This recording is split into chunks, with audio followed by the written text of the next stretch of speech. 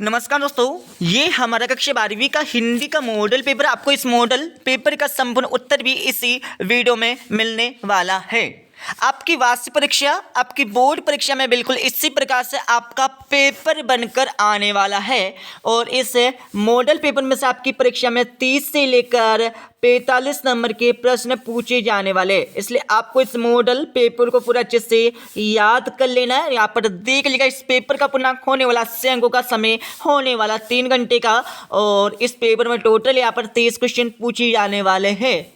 तो यहाँ पर देख लीजिएगा, इस पेपर का हमारा पहला क्वेश्चन दिया, सही विकल्प का चयन कर लिखिए। आपकी परीक्षा में 6 नंबर के सही विकल्प पूछे जाने वाले हैं। तो आपका पहला दिया, छोटा मेरा खेत कविता का हिंदी में रूपांतरण किया है। तो इसका आंसर लगा लीजिए। इसमें आपको लिखना होगा ख वाला उमा शंकर जोशी। अब आपका दूसरा दिया है, कविता के प्रत्येक चरण में वर्ण होते, इसमें आपको लिखना होगा क वाला 31 होते। अब आपका तीसरा दिया है, बाणभट्ट की आत्मकथा उपन्यास के लेखक है, इसमें आपको लिखना होगा क वाला हजारी प्रसाद द्विवेदी। अब आपका अगला देख लीजिएगा, चौथा आपका दिया, ठीक है, वह शब्द जो क्षेत्र विशेष में बोले जाते वे कहलाते हैं। तो इसमें आपको लिखना होगा ग वाला क्षेत्रीय शब्द कहलाते। अब आपका पांचवा दिया, कहानी का शीर्षक जूझ का अर्थ है, तो इसमें आपको लिखना होगा गढ़ी वाला संघर्ष। अब आपका छठा दिया है, संवाददाताओं के बीच काम का विभाजन कहलाता है, तो इसमें आपको लिखना होगा ख वाला बीट कहलाता है, ठीक है। इसके साथ ही यहाँ पर अगला क्वेश्चन देख लीजिएगा। यहाँ पर हमारा क्वेश्चन नंबर 2 दिया। क्वेश्चन नंबर 2 में आपको खाली स्थानों की पूर्ति करना है। तो आपका पहला देख लीजिएगा। पहले में क्या पूछा है, रघुवीर साई की कविता कैमरे में बंद आपाइज उनके खालतान संग्रहण की है। तो इसमें आपको लिखना होगा, क्या लिखना है इसमें आपको लिखना होगा लोग भूल गए, ये आपको लिखना है, ठीक है। इसके साथ आपका दूसरा दिया, लक्ष्मण मूर्छा और राम का विलाप खालतन भाषा की रचना है, तो ये दूसरे में आपको लिखना होगा अवधि आपको लिखना है।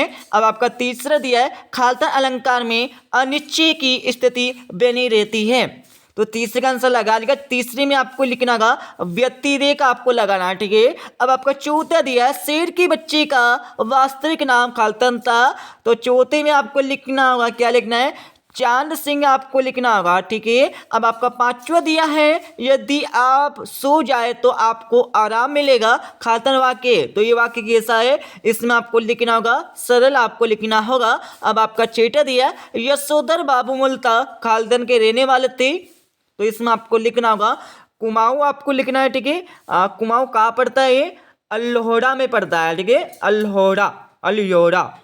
इसके साथ आपका सातवां दिया है, यहाँ पर सातवें में क्या पूछा है, समाचार लेखन की खालतान शैली होती है, तो इसमें आपको लिखना होगा, क्या लिखना है, तो सातवें में आपको लिखना होगा उल्टा पिरामिड, यहाँ पर आपको लगाना होगा। इसके साथ यहाँ पर अगला क्वेश्चन देख लीजिएगा। क्वेश्चन नंबर 3 दिया हुआ है।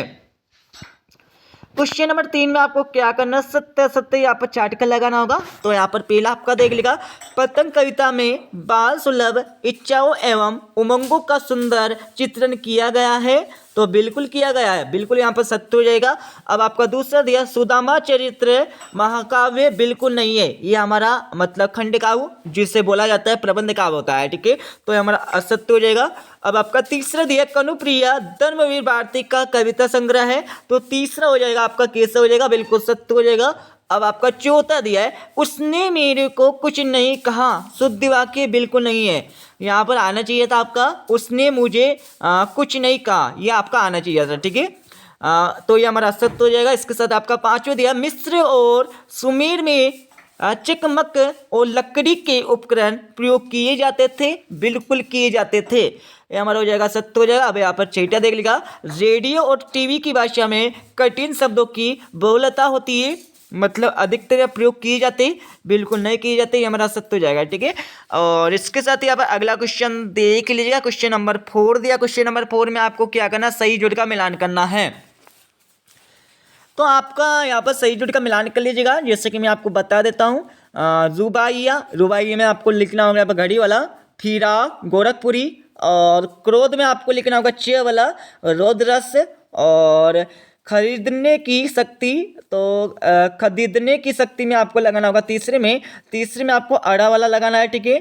और इसके साथ ही यहाँ पर अगला देख लीजिएगा, वह कहा गया, तो चौथे में आपको लिखना होगा, चौथे में आपको क वाला प्रश्नवाचक वाक्य आपको लिखना है। और 700 कुएं, तो यहाँ पर पांचवें में आपको राइट आंसर लगाना होगा छ वाला। और छठा आपका दिया अभिनेता, इसमें आपको लिखना होगा छठे में ग वाला आपको लिखना है नाटक, ठीक है। तो ये हमारे सही जोड़ी का मिलान हो जाएगा, अच्छे से लिख लीजिएगा। अब आपका अगला क्वेश्चन देख लीजिएगा, क्वेश्चन नंबर 5 दिया है, निम्नलिखित प्रश्नों के उत्तर एक वाक्य में आपको देना होगा। जैसे कि आपका पहला दिया, पहले में क्या पूछे यहाँ पर देख लीजिएगा। हाँ, तो पहले क्वेश्चन में आपको पूछा तुलसीदास जी ने रावण की तुलना किससे की है। तो तुलसीदास जी ने रावण की तुलना किससे की गई थी। तो इसमें आपको लिखना होगा दरिद्रता, क्या लिखना है, दरिद्रता, या फिर क्वेश्चन में आप लिख सकते हैं गरीबी आपको लिख सकते हैं, ठीक है। तो ये आपको लिखना होगा, पहले क्वेश्चन का उत्तर अच्छे से लिख लीजिएगा। अब आपका दूसरा दिया है, ठीक है, हम इसको यहाँ पर कैंसिल कर देते हैं, अच्छे से लिख लिया होगा आपने। उसके बाद आपका अगला देख लीजिएगा, यहाँ पर अगला क्या पूछा है, जब किसी पद में उपमान का उपमेय में अंगों सहित आरोप किया जाता है तो कौन सा अलंकार होता है। तो इसमें आपको लिखना होगा, दूसरे में क्या लिखना है, रूपक अलंकार आपको लिखना है, अच्छे से लिख लीजिएगा, रूपक अलंकार आपको लिखना है, ठीक है। इसके साथ आपका तीसरा दिया, तीसरे में क्या पूछा है, बाजार दर्शन पाठ के लेखक कौन है। तो तीसरे में आपको लिखना है, तीसरे में अच्छे से लिख लीजिएगा, तीसरे में आपको लिखना होगा जैनेन्द्र कुमार, क्या लिखना है, अच्छे से लिखिए, जैनेन्द्र कुमार आपको लिखना, अच्छे से लिख लीजिएगा, ठीक है। यहाँ पर तीसरे का आंसर आपका हो जाएगा।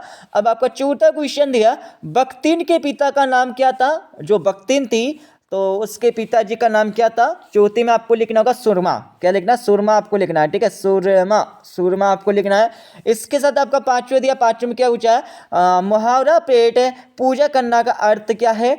तो यहाँ पर पांचवें का आंसर लगा लीजिएगा, पांचवें में आपको लिखना होगा, क्या लिखना है, भोजन करना, क्या लिखना है इसमें आपको, भोजन करना, ठीक है, भोजन करना आपको लिखना होगा। इसके साथ यहाँ पर अगला देख लीजिएगा, छठा आपका दिया है, आनंद यादव की कक्षा के मॉनिटर का क्या नाम था। तो हर कक्षा में और हर स्कूल में यहाँ पर मॉनिटर बनाया जाता है, हर अलग अलग कक्षाओं में। तो यहाँ पर बताना होगा आनंद यादव की कक्षा के मॉनिटर का नाम क्या था। तो छठे में आपको लिखना होगा वसंत पाटिल, क्या लिखना है, वसंत नहीं, वसंत लिखना है, वसंत पाटिल आपको लिखना होगा, अच्छे से लिख लीजिएगा।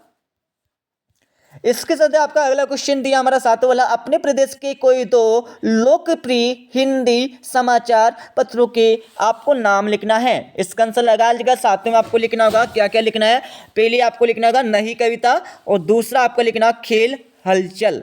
तो अच्छे से लिख लीजिएगा, मैं लिख देता हूँ। सबसे पहले आपको पहले में लिखना होगा नई कविता, अच्छे से लिखिए, ठीक है। इसको लिखने के बाद ये हमारा पहले नंबर का हो जाएगा। दूसरे नंबर में आपको लिखना होगा, क्या लिखना, खेल हलचल आपको लिखना है, ठीक है, अच्छे से लिख लीजिएगा। तो ये हमारे 1 से लेकर 5 तक के आंसर हमने आपको बता दिया, ठीक है। अब हम चलते हैं 2-2 नंबर क्वेश्चन पर। छठा क्वेश्चन देख लीजिएगा, छाया व दो राष्ट्रीयवाद में आपको कोई दो अंतर बताना होगा। तो क्वेश्चन आपका दिया, भक्तिकालीन काव्य की आपको 4 विशेषता बताना है, इनके आंसर आपको बता देंगे, डोंट वरी। और सातों क्वेश्चन आपका दिया, वानरों की व्याकुलता के 2 कारण आपको बताना होगा। तो क्वेश्चन आपका हो जाएगा, ठीक है। और इसके साथ ही यहाँ पर 8वां क्वेश्चन आपका हो जाएगा, पूरा अच्छे से पढ़ लीजिएगा। उसके बाद आपको आंसर भी बता देंगे, मतलब उत्तर भी आपको बता देंगे, अच्छे से याद कर लीजिएगा। और आपका 9वां क्वेश्चन दिया है, ये आपकी परीक्षा में 2 नंबर का आने वाला है।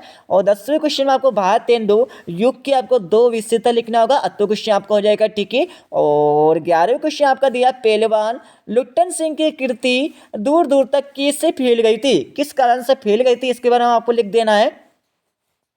और 8वां क्वेश्चन आपका दिया, इंद्रसेव सेना सबसे पहले गंगा मैया की जय क्यों बोलती है, यह आपको बताना होगा। और 12वें क्वेश्चन आपका दिया है, निम्नलिखित वाक्यों को निर्देशानुसार परिवर्तन कीजिएगा। आपको निर्देश के अनुसार इनको परिवर्तन करना है। जैसे कि आपका ए वाला दिया, मतलब पहला वाला दिया, राधिका मुझे पानी पीना है, राधिका मुझे पानी पीना है, इसमें क्या करना, प्रश्नवाचक आपको लगाना है, ठीक है। दूसरा आपको दिया है, पुलिस के आते ही चोर भाग गए, तो संयुक्त वाक्य आपको बनाना है, ठीक है।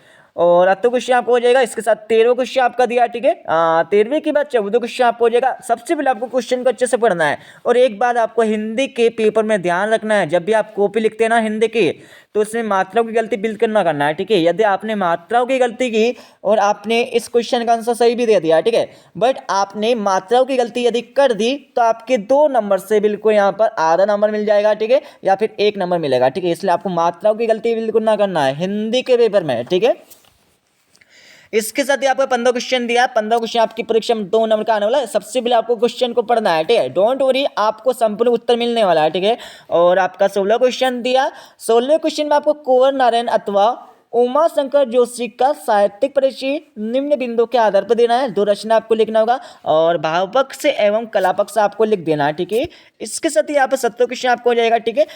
17वें के बाद यहाँ पर 18 क्वेश्चन आपका दिया, जिसमें बताना होगा भी तो ही शब्द क्या कहलाते हैं। तो ये शब्द हमारे निपात शब्द कहलाते हैं, इनका प्रयोग करके एक एक आपको वाक्य बना देना है, ठीक है। और तो क्वेश्चन आपको हो जाएगा। 19 क्वेश्चन में क्या करना है यहाँ पर समझ लीजिएगा। 19वां क्वेश्चन बहुत फ्री के नंबर है, कुछ नहीं करना है यहाँ पर, सिंपल सा समझ लीजिएगा। इसमें एक आपको गद्यांश पद्यांश दिया हुआ है, इस गद्यांश का अच्छे से पढ़ लेना है। इसको पढ़ने के बाद इसके नीचे आपको 3 क्वेश्चन दिए। आपका पहला क्वेश्चन देगा उपयुक्त गद्यांश का सार्थक शीर्षक लिखिए।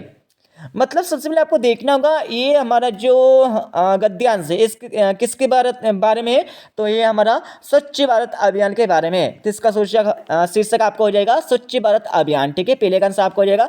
दूसरा आपको दिया अपने गाँव नगर की स्वच्छता की जिम्मेदारी किसकी है, तो अपने गाँव नगर की स्वच्छता की जिम्मेदारी किसकी होती है।